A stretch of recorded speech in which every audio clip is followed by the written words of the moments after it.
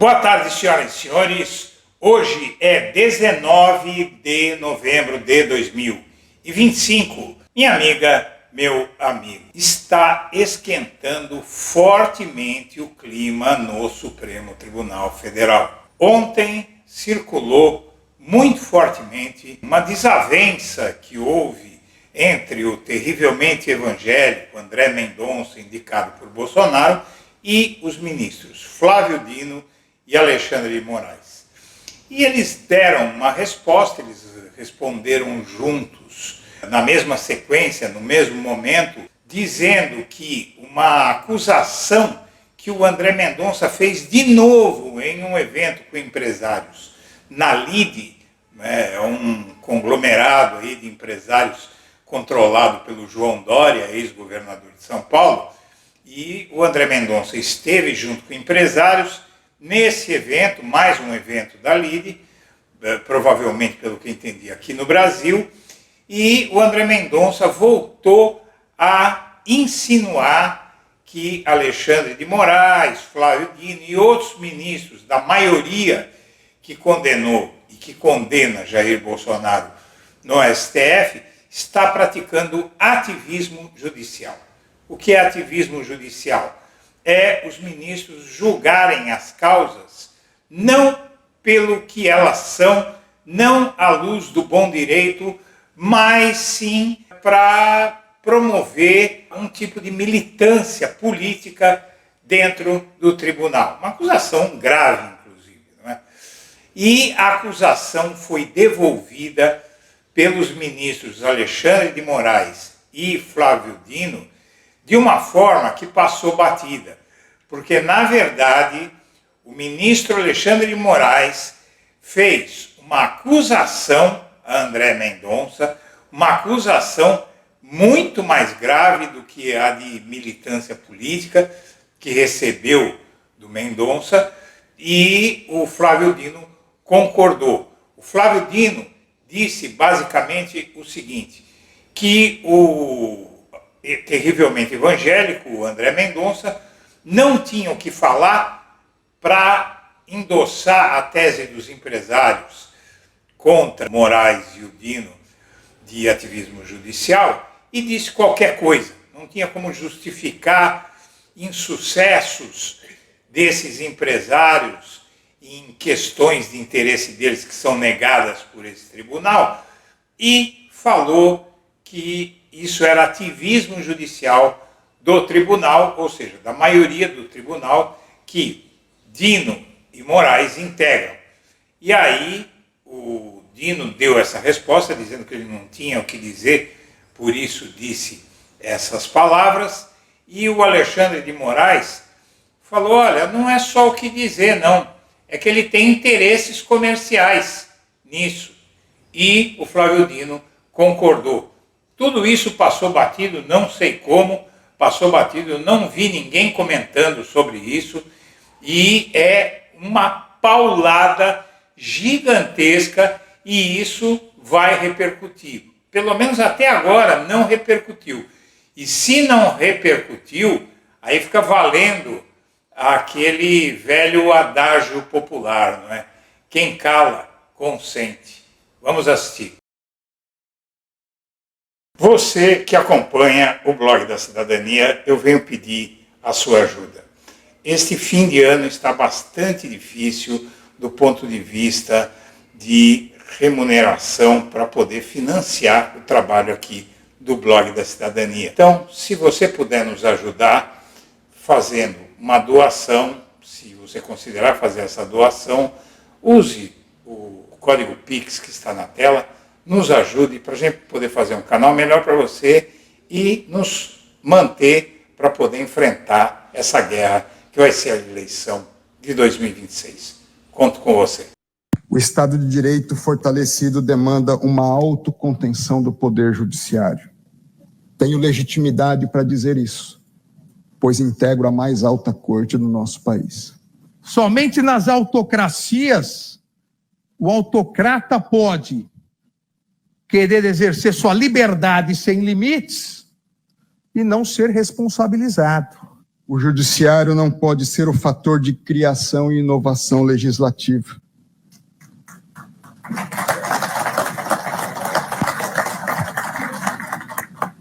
O Estado de Direito impõe a autocontenção, o que se contrapõe ao ativismo judicial. O ativismo suprime, desconsidera e supera os consensos sociais estabelecidos pelos representantes periodicamente eleitos pelo verdadeiro detentor do poder, que é o povo. O ativismo judicial implica no reconhecimento implícito de que o judiciário tem a prevalência sobre os demais poderes. Nessas autocracias, sobre o falso lema de que deve haver uma contenção de determinados setores, imprensa, judiciário, se acabou com a liberdade de imprensa, se prendeu ou foram afastados milhares de juízes e promotores, como na Hungria, sob o falso lema de que, eles precisam se autoconter. Isso é coisa de autocrata. Isso é coisa de ditador. De que o bom juiz, ele tem que ser reconhecido pelo respeito, não pelo medo. Que as suas decisões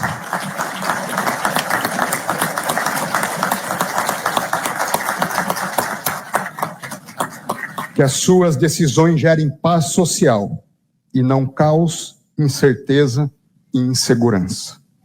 Só um poder judiciário independente é respeitado. O respeito se dá pela independência.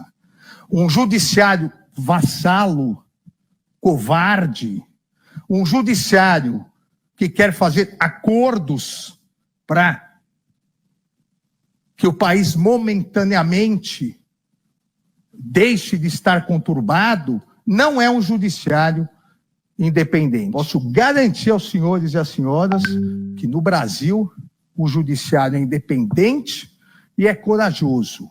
Os ataques podem continuar a ser realizados de dentro ou de fora, pouco importa. O juiz que não resiste à pressão, que mude de profissão. O ministro do Supremo Tribunal Federal, André Mendonça, afirmou hoje que colegas dele na corte praticam ativismo judicial. Mendonça participou de um almoço em São Paulo do Grupo LIDE, que reúne líderes empresariais. O ministro criticou o ativismo judicial do STF. Ele julgou como exemplo o julgamento de um artigo do Marco Civil da Internet para a regulação das redes sociais. Em junho deste ano, o Supremo decidiu que as plataformas devem retirar do ar publicações com conteúdos que sejam considerados graves, mesmo que não sejam provocadas pela Justiça. Com a devida vênia, a maioria que se formou na própria decisão do Marco Civil da Internet, nós criamos restrições sem lei. Isso se chama ativismo judicial. É isso, não tem outro nome. E os próprios colegas têm defendido o ativismo judicial. Eu não defendo. O ministro também fez duras críticas à condução do combate ao crime no país. Mendonça afirma que o Brasil está atrás de outros países latino-americanos em indicadores de segurança pública. Mendonça apresentou dados do Banco Mundial sobre violência e terrorismo para defender que o Brasil está atrás de nações da região. Sem citar o governo Lula, o ministro afirmou que o país está doente. Sabe quem está à frente de nós em segurança pública? O Paraguai. Paraguai, Argentina e Chile. Esse é o nosso dado da realidade. Nós estamos doentes e enfermos.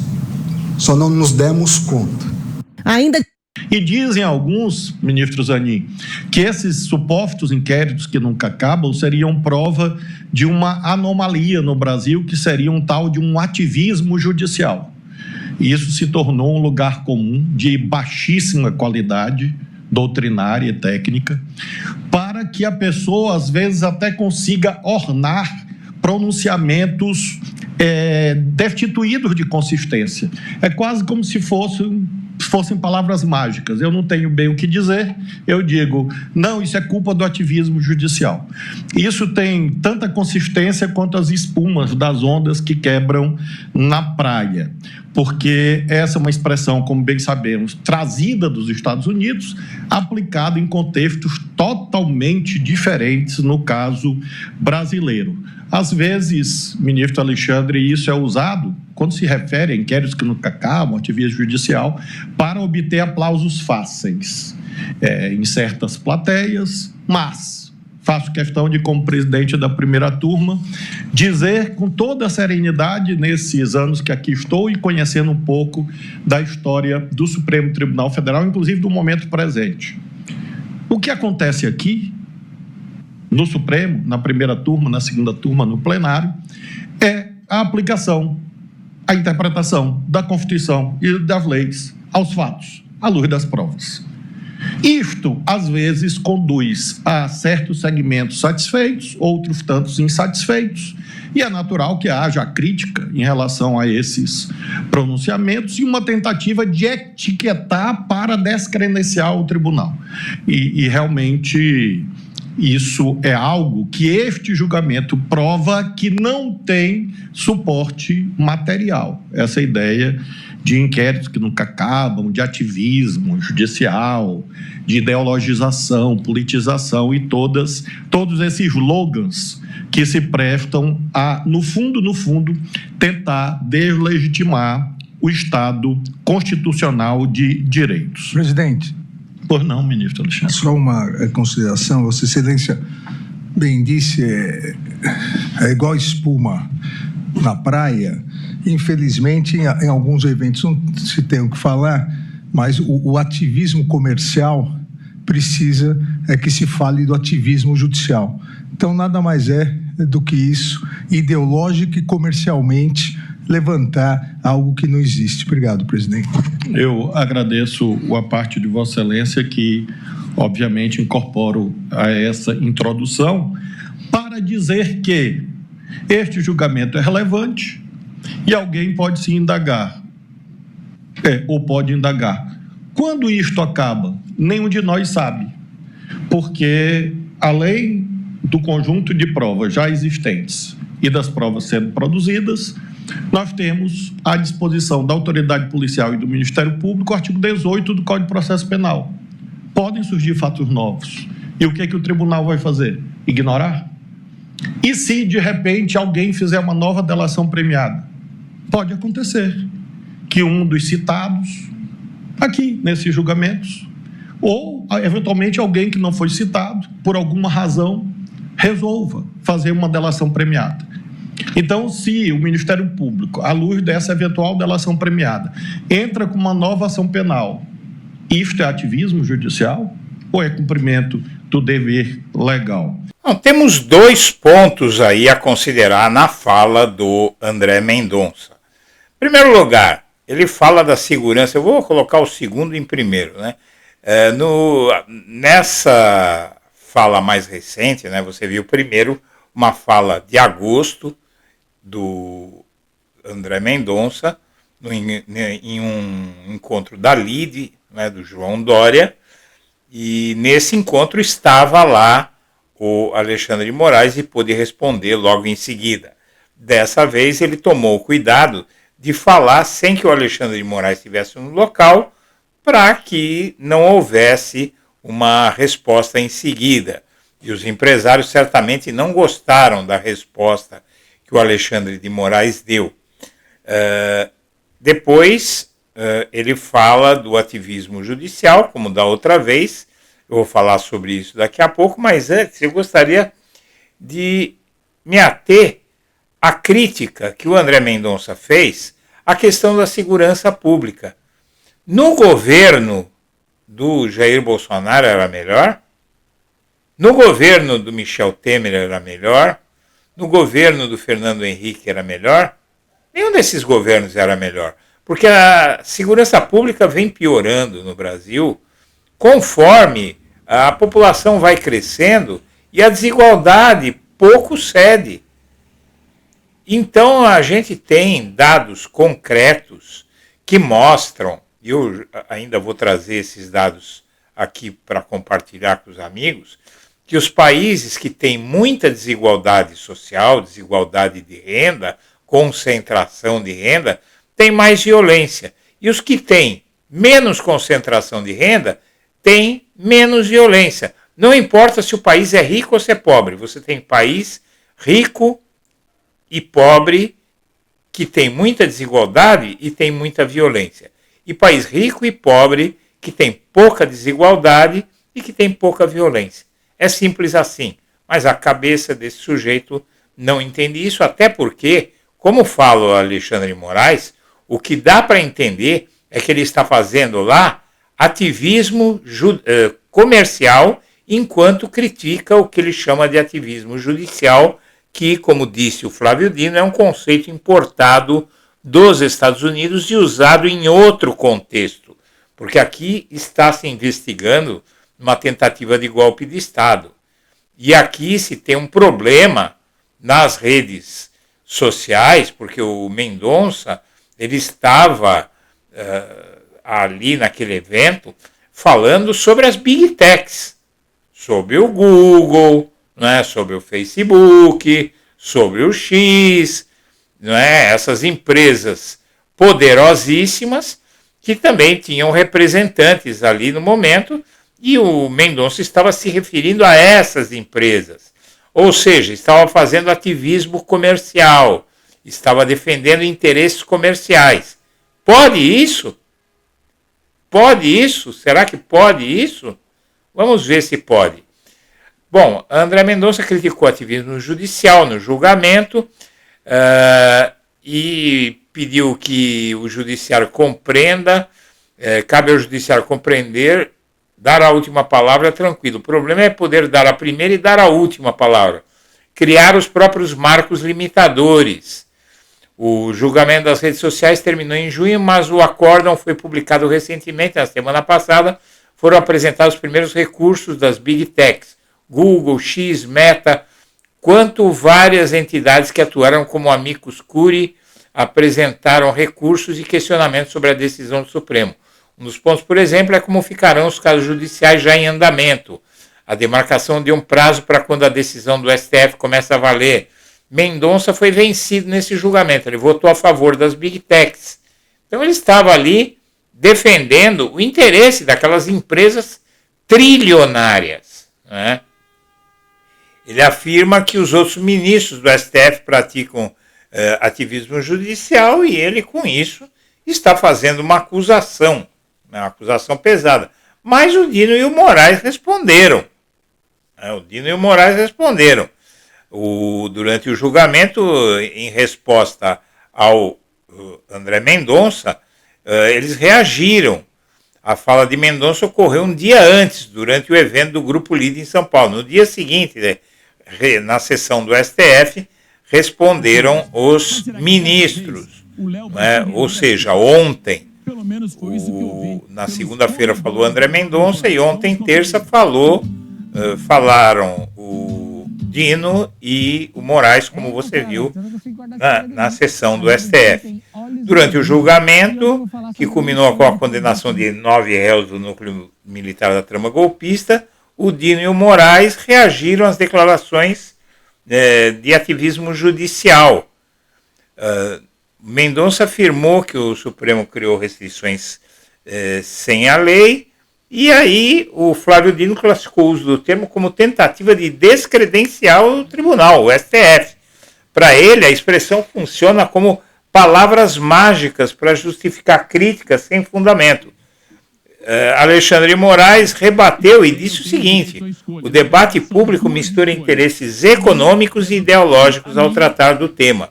O ativismo comercial precisa que se fale do ativismo judicial. Então é isso, levantar algo que não existe. Bom, e esse ativismo comercial? Pode isso? Será que pode mesmo? Vamos ver. Dino e Moraes denunciam o terrivelmente evangélico, minha amiga, meu amigo, com tudo isso que eles disseram. Os dois ministros dizem em síntese que André Mendonça põe sua posição de ministro do STF a serviço de empresas privadas.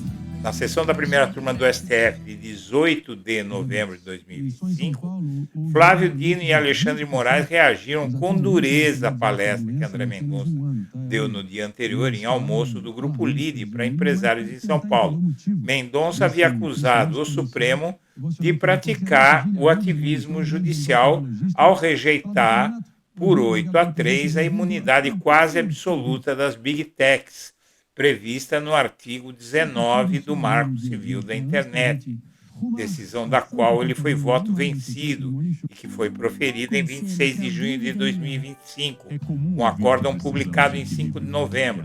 No evento empresarial, afirmou que o STF criou restrições sem lei. No julgamento seguinte, Dino comparou a tese do ativismo judicial à espuma das ondas que quebram na praia, algo sem consistência. Moraes foi além e deu nome ao que via. Infelizmente, em alguns eventos não se tem o que falar, mas o ativismo comercial precisa que se fale do ativismo judicial.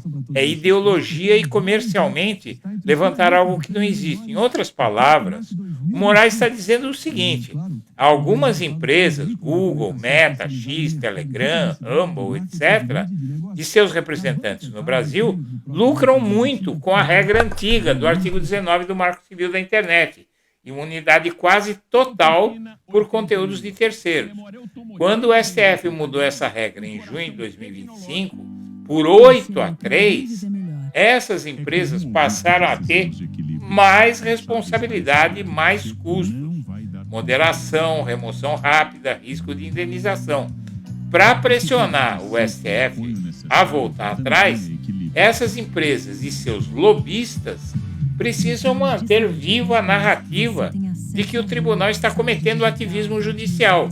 Por isso, contratam palestrantes, patrocinam eventos como esse da Lide, né?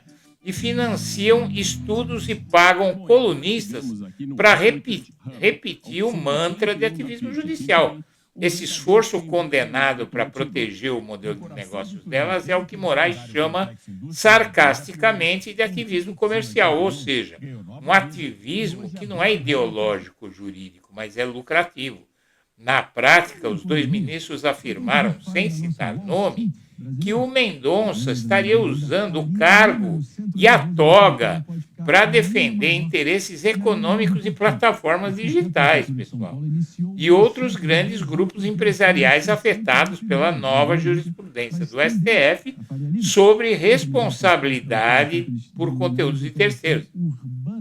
Se comprovado que o ministro do Supremo utiliza sua posição para favorecer interesses privados de forma deliberada, as consequências legais e éticas são graves. E o Moraes, quando falou, sabia disso, tá? E eu estou dando aqui para você em primeira mão.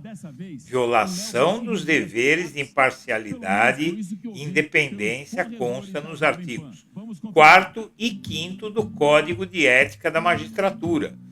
Possível conflito de interesses, resolução do CNJ 135/2011. Em caso de vantagem indevida, crimes de corrupção passiva ou prevaricação. Ele ganhou o quê com isso? Só tapinha nas costas? Precisamos de ver, né? Em processo disciplinar no CNJ, censura, suspensão ou aposentadoria compulsória. Em último caso, crime de responsabilidade com impeachment pelo Senado. Até o momento não há prova formal de pagamento ou contrapartida.